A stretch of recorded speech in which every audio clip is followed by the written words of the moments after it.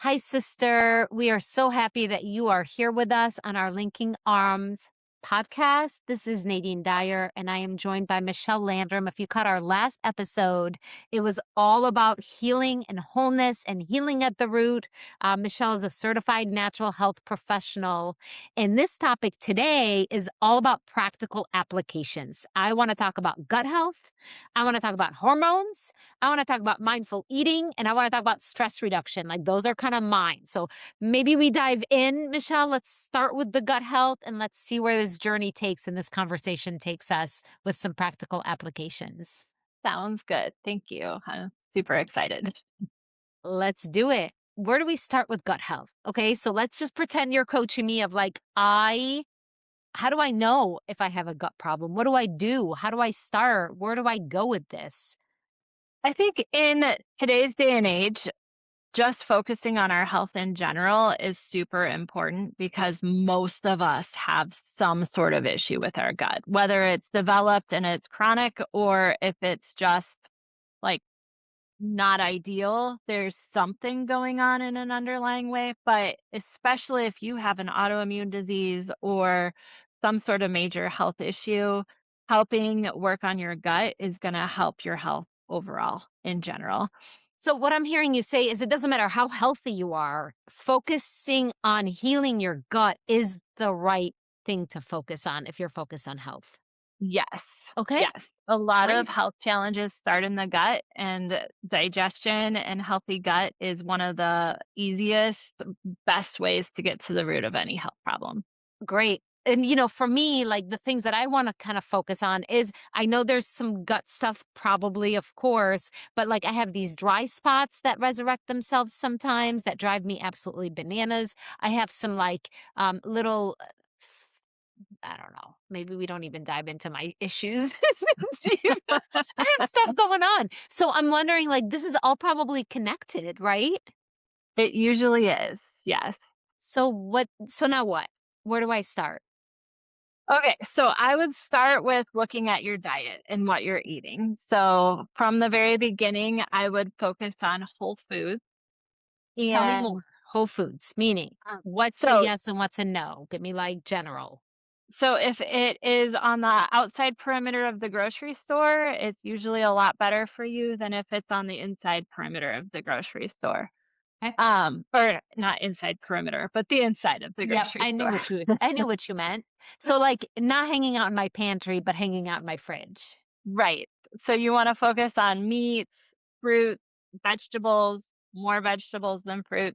But you also want to focus on healthy fats instead of the saturated fats. So one of the worst things you can do for your gut is to eat seed oils, which is vegetable oil, canola oil, soybean oil, any of that sort of stuff. You want to focus on the avocado oils, the olive oil, coconut oil, even um, are all going to be a lot better for you. Okay. Okay. So meats, Uh, vegetables, more vegetables than fruit, healthy fats, avoid the other stuff, I like focus on avocado oil, olive oil, coconut oil, and try to eliminate the other junk. yes, Okay. yes. So that's kind of whole food. But what if we have a sweet tooth and we really, really, really like chocolate and all the things that come with it? So I am always under the guidance of moderation is okay. You don't want to go Mhm. overboard.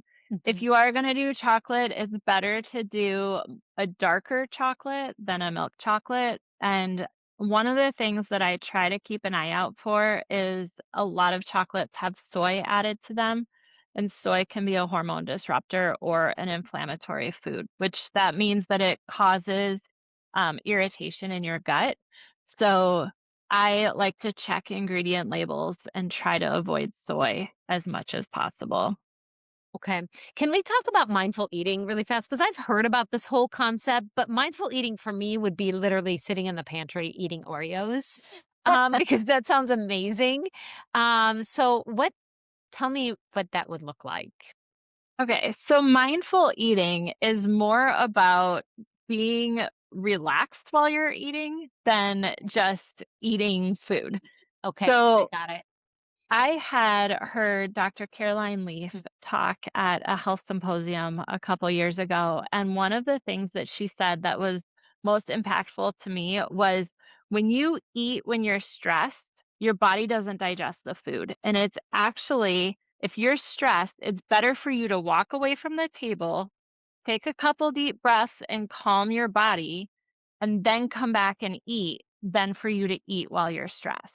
That's interesting. I've never heard mindful eating defined the way that you just explained it. It's relax. It's like eating while you're relaxed. And let me tell you, I a lot of times eat my emotions. Yes, and that is very common for all of us. Yeah. And then I get a little tummy ache and I'm like, oh gosh, I shouldn't have eaten all those peanuts, but they're peanuts, so they're not terrible, are they? I don't know. In It moderation? depends what Yeah. it depends what school of thought you're in, honestly. But yes, it is challenging to stay out of the whole trap of eating for your emotions. But it is really important to not eat when you're stressed. If you think about how our bodies were designed, if you are running from a bear, that increases your fight or flight response, right? And so when you are running from a bear, your body is not trying to digest food. It's trying to keep itself alive. And so when we live in a constant state of stress, our body moves resources to areas that keep us alive and away from digesting our food. So the more stressed we are, the less we're actually digesting what we're eating.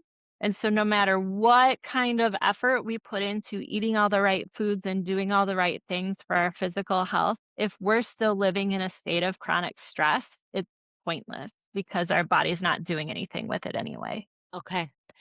Okay, so let's talk stress reduction. I mean, we talked about this and we hit on this in the last episode, but I'd love to dive a little bit deeper. And you know what's so interesting is I don't consider myself somebody who's highly stressed or anxious, but if you were to ask my husband, he would say I am highly stressed or anxious.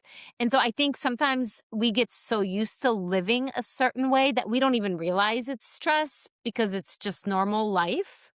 Right. Well, and I think it might have also been Caroline Leaf that I was listening to on a podcast one time, and she mentioned something called high functioning anxiety, which actually struck me because I am a overachiever, type A personality, and it turns out that those of us with a type A personality tend to often have high functioning anxiety because it's that anxiety in the background that we don't even recognize that Yeah. fuels us forward. And so the more I've learned to recognize that and to take a step back and consciously make sure that I am trying to live out of a relaxed state, the more I see it in myself and the more I am able to identify, oh, wait, let me put on the brakes and slow down a little because I'm being driven by something other than what I'm supposed to be doing right now. It's so good. It's almost like, hey, the first step is just awareness. Mhm. It's like being aware of, am I stressed? Because if somebody would ask me of like, are you stressed? Are you anxious? I'd say no, I'm not at all. But if I really like can compare myself to those who are a lot more relaxed than I am, I'm like, man, I really, but I don't even know what it looks like on me because I don't know if I've ever walked that out. Right. Yes, I think the first step really is awareness and also just building into your day practices that will help reduce that stress. So, a big thing is deep breathing exercises.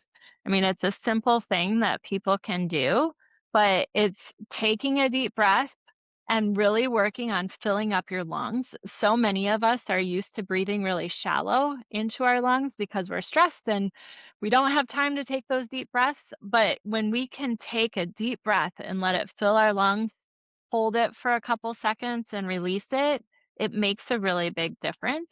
And so if you could spend maybe even 1 minute a day up to 5 minutes 2 or 3 times during your day would be ideal just to get your body to reset. That's so good. Another recommendation I had heard Can is I just any say, like, I can set a timer for that? yeah, I mean, does that seem like a little, like, an anxious way to do this? I don't that's how I know. started. I think timers are the best way to start because Yeah. when you are trying to juggle too many things, you have a very limited clock. Like you have Yeah. limited spaces to fit things in. And so when you set a timer, you can focus on the moment and focus on being present instead of, is my time up yet? Am I going to overspend this amount of time? Yeah. But I think timers are super important. And even for quiet time in the morning. I mean, if you have in order for you to be fully present, sometimes timers are necessary. Say that again because you cut out. In order for you to be fully present, start that whole sentence. Yeah. In order for you to be fully present, sometimes timers are necessary Yeah. because you don't want to be trying to be fully present while watching the clock. Yep. And that timer gives you the peace of mind to know that you're not going to be running late. Yep. So for me, I'm almost like, okay, part of my health practices is I set an alarm 3 times a day and I can decide what that is on my phone. And then when the alarm goes off, I can set a 3 minute timer that says, I'm going to just pause and breathe and I can pray, right? I can just pray Yep. through that. Um, or like focus on a characteristic of God or do gratitudes or something. Right. There's a number of different things I recommend to people. One, I sometimes imagine breathing in the peace or light of God and breathing out everything heavy and dark. Oh, that's Um, good. and that helps really just kind of get out the bad and bring in that peace and relaxation. Breath prayers are another thing that I'm really big on. And what those are is little pieces of scripture that you can memorize and Mm, quote when you need them. So, one of my biggest ones is I can do all things through God who strengthens me. mm, Or right now, I am really focused on I am content in all things. mm. So I just take a piece of scripture and customize it to That's me, good. and then say these things to help release the stress that I might be dealing with. Okay. I like it. And I cut you off because I was like timers and all that, but there was more you were leaning into of like stress reduction practices. So let's keep going down that path. Yes, let's see. I'm trying to remember where we were. So deep breathing was kind of the first thing. You were like, okay, you could do deep breathing. That's a stress reduction practice you can implement in your day for somebody who's literally like doesn't even think about stress. Right. Another thing that was told to me a few years ago, which is interesting and it helps a lot if you can remember it and get in the practice of it, is every time you're switching between tasks, you should take 2 deep clearing breaths. So at the time, I was juggling a small child and trying to work at the same time, and they would interrupt me regularly. And I was finding that you actually carry stress with you through the day. It builds until you let it go.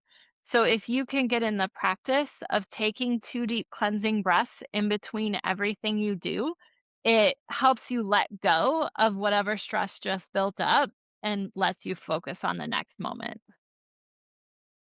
You know what's interesting is I'm listening to you and I'm like a masterful multitasker. Yeah. It creates stress for people who watch me because I will start the laundry, I will take care of the baby, I will be listening to a audible, I will be texting somebody, and I will be clearing emails all at the same time, and I don't even know how I'm doing that, and it's like, that probably creates some stress. Yes, and honestly, that's the reason I have the hardest time with this one, is I don't have enough moments where I'm not multitasking Yeah. to make this a habit for me. So this is where that timer on my phone multiple times a day to remind myself to slow down, do my breath prayers, do a little bit of prayer time while I'm doing some deep breaths, living in the moment. Mm, Um, are more beneficial to me. And that reminds me of the other things that I was thinking of is you want to also try to remember to be as present as possible. I feel like we as women tend to think a lot about the future and all the things we have to do in the yep, future and what might happen. And we spend some time dwelling in the past of, oh, I yep, should have done this differently, and I should have done, I should have done, I should have done, or I should yep, have said. But the more we can let go of the future and the past and really truly focus on the present is really helpful. Um, Being grateful is also another really big one. And not just being grateful to write a couple things in your gratitude journal in the morning and then living the rest of the day like you forgot what you were grateful for, but Uh-huh. That's actually me. being grateful through the day. It's all like it's like I know this stuff, right? My head knows this. I've heard this. This isn't new information for me. It's good to be reminded of it. But when you're in it and you're running and you got a baby and you got phone calls and meetings and it it's hard to remember. Yes. Yeah. And I think that's what community's for Yeah. is having people or having podcasts that you're listening to, different things that you're doing that can fill you up and remind you of these things. Yeah. And so it's one of the things that I'm so grateful for podcasts like this is it actually fills me up instead of me listening to the news or something that's going to drain me and not remind me of some of these practices. And I'm not perfect. I need to be reminded too, Sure. Sure. even though it's my livelihood. It's just kind of like this whole concept of like less is more. I'm writing down notes and I'm like, maybe I can challenge myself to go, ooh, what if I don't multitask? And what if I do like I take things off of my to-do list in um to prioritize stress reduction because that actually is a priority for my health. And if I'm really committed to being healthy, it's not just about eating my spinach and getting to the gym. It's actually also managing my task list and um, being present and deep breathing and you know what I mean? Yeah, I think a big piece of this too is spending some time with the Lord and really finding what He wants you to prioritize. One thing that I've learned a lot over time is society likes to put a lot of demands on us, and we feel like we need to do certain things to meet all the image of who we need to be.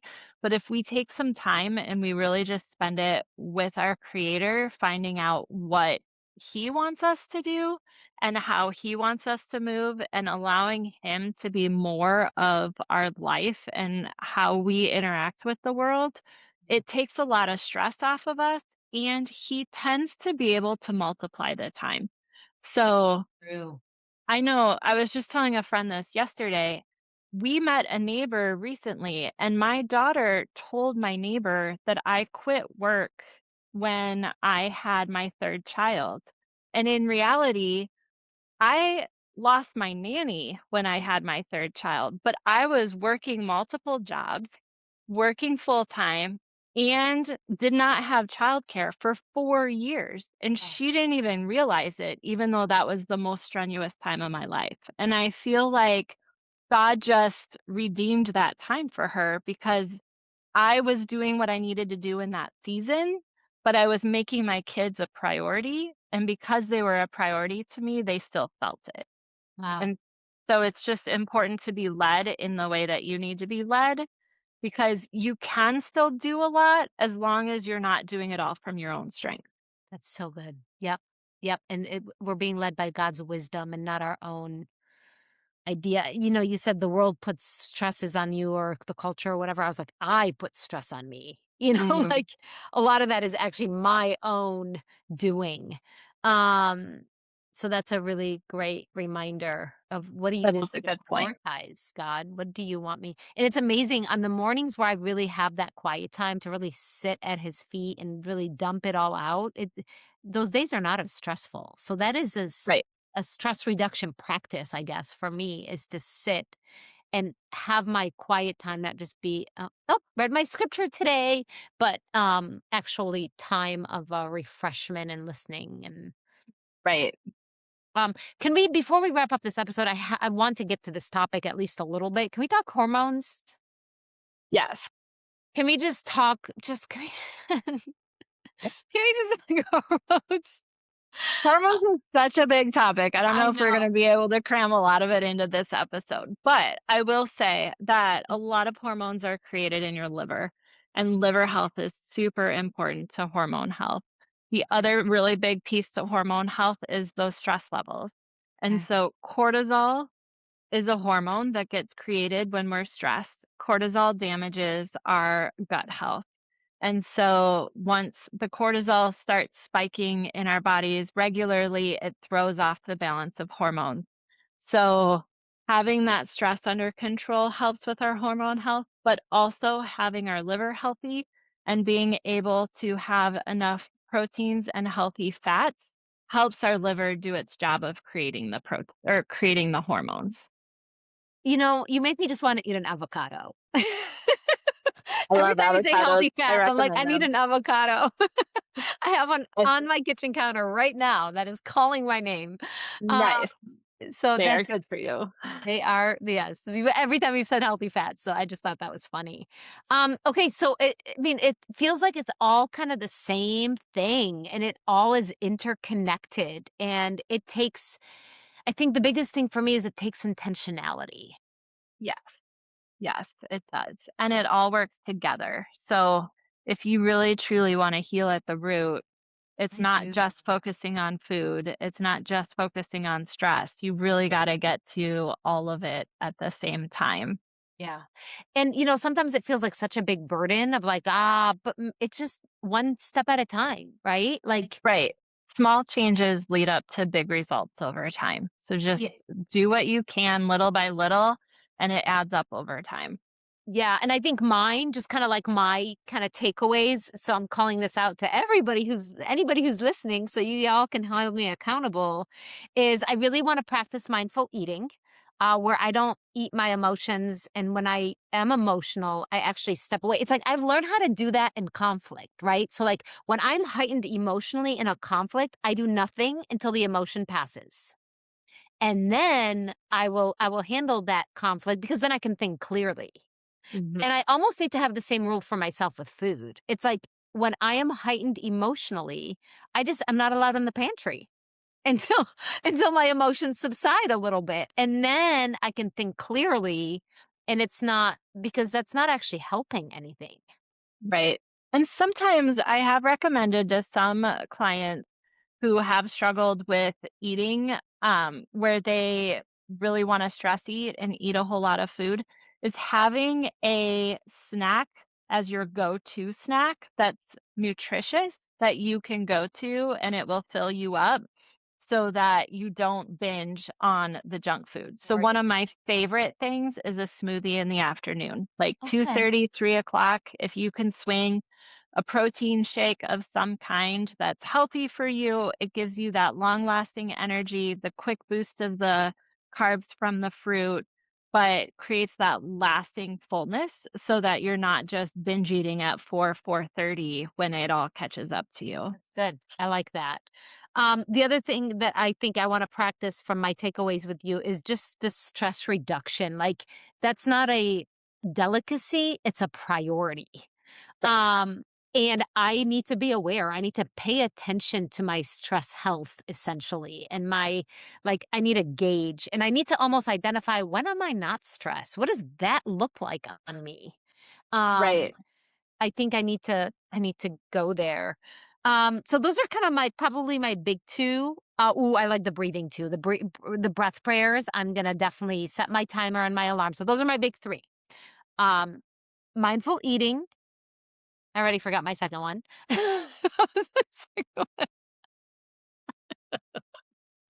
Oh, I'm so glad this is recorded. I'll have to come Oh, back to it. Managing my stress and like yeah, noticing, the paying stress. attention. That's right. And I'm like, it was right at the top of my what was head it? what you What was said, it? but yes. And then the third thing is the breath prayers, and setting the alarm for those 3 breaths prayers, 3 yeah, 3 times a day. So I like that. So I'd love to challenge a listener that's out there. Like, what are your 3 takeaways? What are the 3 things that you're going to do from this discussion, from this topic that will help you just be healthier, feel better, be more energized? I'd love to have you join me and tell me what you plan to do. And by the way, Michelle's like courses and all the ways you can connect with her will be included in the show notes. So if you want to reach her, connect with her, obviously she's a wealth of wisdom. We'll have to bring you back and have you come back and do another I'd be episode. happy to. We'd love to have you. Michelle, is there anything you want to wrap up this episode with for our listener today? I do wanna say I am working on creating a course where we dive deep into each of these topics and really get to all the pieces that we couldn't get to in this short little podcast. But we really do dive deep on the topics that we had discussed, and I have a lot of resources available and a lot of tools to help make these really come to light and stick. So, check out those notes that Nadine had recommended. I love it. Yes, I will definitely check that out too. And, just as we wrap up, sister, I just want to remind all of us that our health matters. And our health takes intentionality. And if we're not going to take care of ourselves, who will? Right. So we just need Right, to really make that a priority. And baby steps. We don't have to do it all at the same time. We don't have to do it perfectly. But if we can just do one, two, three things a little bit better than we did them before, then that's a huge success. And so, right. I'm a big proponent of making one small change and letting it stick before you make another. ooh, okay, one at a time. Yep, just Okay, mine is little mindful step. eating. Right. Okay, we'll start there. All right. Sounds Thank you good. for joining us, sister. You are loved. Thank you.